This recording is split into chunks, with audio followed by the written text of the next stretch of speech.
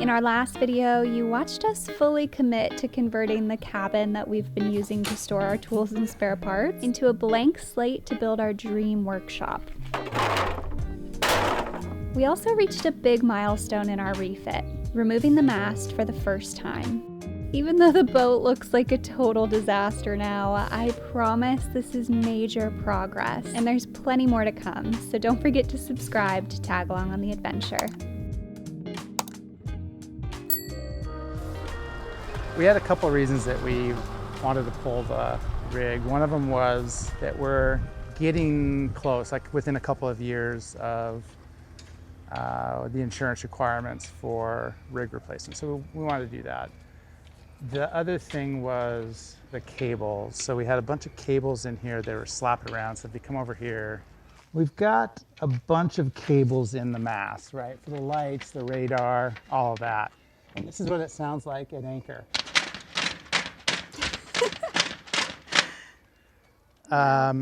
You know, and usually in masts, they have conduit that runs up in channels that all the wires come down. And if you look in here, I don't know if you can see it because it might be dark, but you can see the two conduits in here that just have a couple of cables running out. And then you've got this conduit here, and that's it. All the cables that are at the spreader, from the spreader down, are not in a conduit. And it's because the channel that this runs in, see, it runs in a channel like that. It's split, and the cables go through it. The problem is, I'll show you. So if we stick this in, if you listen, it hits the brackets for these tangs. There's the one here,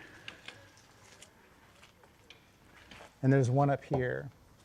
And so that means that the conduit they couldn't put the conduit all the way up.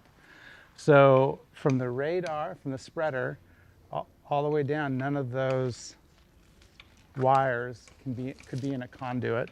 We'll get a piece of conduit that's split up the middle, that's long enough to reach the spreader.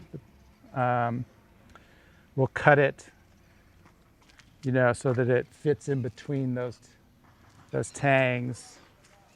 So there'll be a gap, you know, where the wires will be outside the conduit, but not enough to cause an issue. And because the mast is down and we have all the rigging off, we do have access points where we can get maybe Holly can get her hand in there to add a little extra protection to the wires. Really, that's the best thing that we can do. If we can't make that happen, then we're just going to remove all the wires that are up at that level and come up with a different solution to not run them inside the mast because it's very loud. Anytime Sabado's hauled out of the water like this, we have multiple projects happening at any given moment. It can be a little bit chaotic, but honestly, this time it's pretty exciting because all the projects that we're tackling during this refit are going to dramatically impact our daily lives on Sabado. The biggest change we're making to the boat is obviously our workshop conversion, so let's go see the progress. The guys from Circa put some of the protective paper that we have on the floors along this wall before they brought stuff down, which is very thoughtful. They've pretty much finished the floor supports now. You might remember us fumbling around with those last week. I have no idea what I'm doing. This is not a tutorial video. None of our videos are a tutorial video. Well, they clearly took pity on us and came to our rescue. They've sealed the wood, and then we didn't want to use any mechanical fasteners, so the supports are kind of suspended, and they've just began, I guess, backfilling the space here with sealant. So this way we're not creating any hard points on the hull that weren't originally there. Looks like they've also accounted for the thickness of our flooring, so it should be a smooth transition from the existing walkway. Exciting stuff!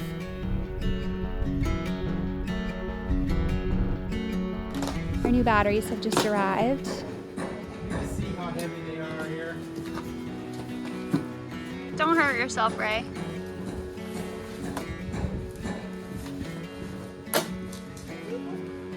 Yeah, if we can get it up to that level.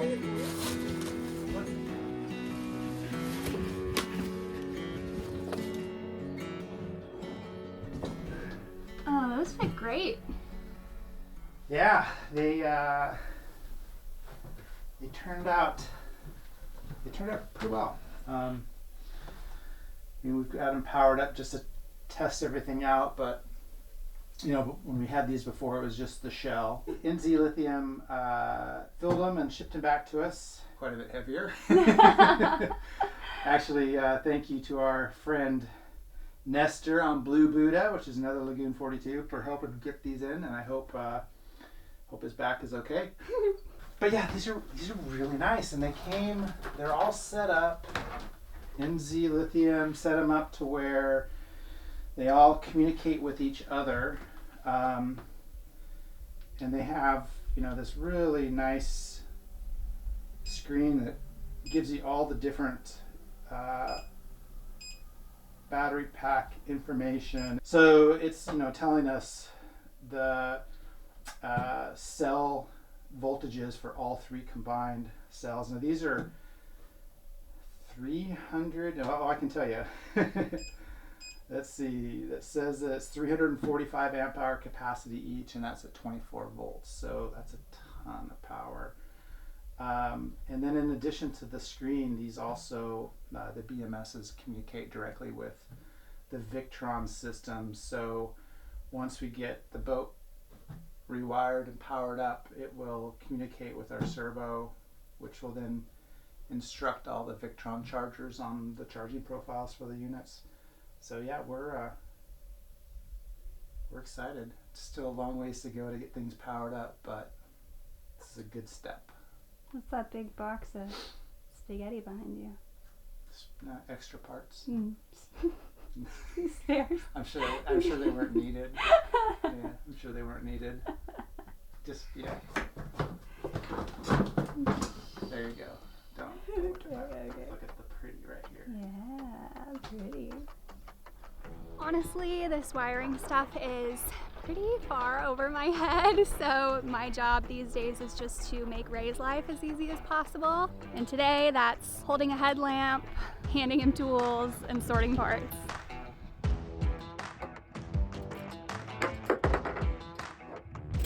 Keep.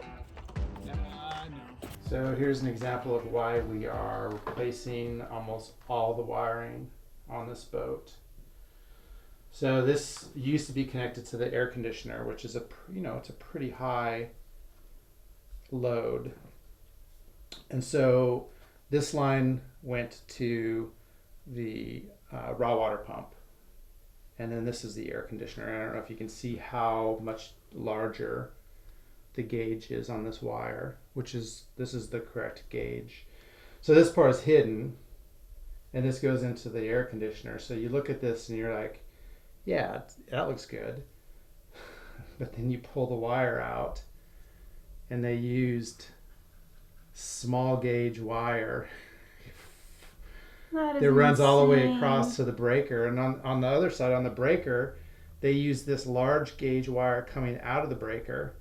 So they make it look like they used the right gauge wire, but then for the long run that goes across, they used wire that's much smaller cross section than what is required for the amount of current, but yet they try to make it look like they use the right wire. We're finding so much of this stuff on this boat from the factory. They try to use the same wires for 230 volt boats and 120 volt boats, when in fact they should be using almost twice the size wires, but they've cheaped out, and yeah, not a good thing, but we'll fix it.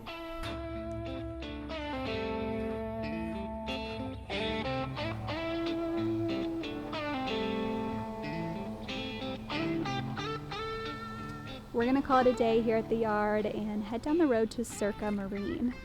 This is the company that's doing our workshop build, and it's safe to say they're overqualified for the job. These guys are luxury aluminum boat specialists, and their facility is fully equipped to not only build boats, but also create these beautiful custom interiors. They do everything from furniture to upholstery, so we're definitely in good hands for this project. We got to see our workshop framing set up in anticipation of the finishes getting pressed on soon, and it's just so crazy to see how much storage space we're gonna have. There you go. We can't wait to see it all come together.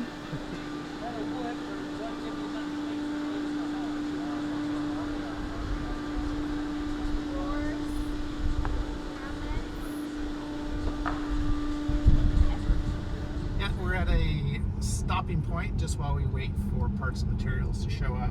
A lot of stuff that we need from France for the rigging takes some time, so wait for that to get here. We're going to take a break, hang out with family, enjoy some holidays, celebrating some U.S. holidays in New Zealand.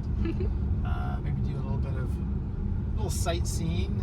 It's a beautiful country, and we have not yet had a chance to explore it all, so we're gonna enjoy that.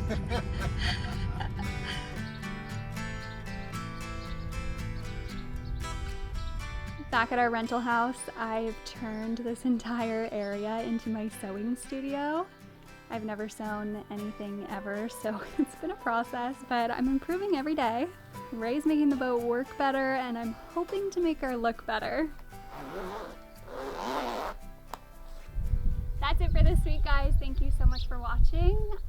If you are looking for more regular updates on our refit, we post every single week on our blog. Yeah, we've got a lot more details about the project. We've got some behind the scenes videos and videos that we don't post on YouTube. So head over to our website, check it out. Yeah, instead of doing Patreon these days, we do a crew and VIP membership on there, and that's where you can get access to a bunch of additional content as well if you've been missing us. Yes, thanks for watching.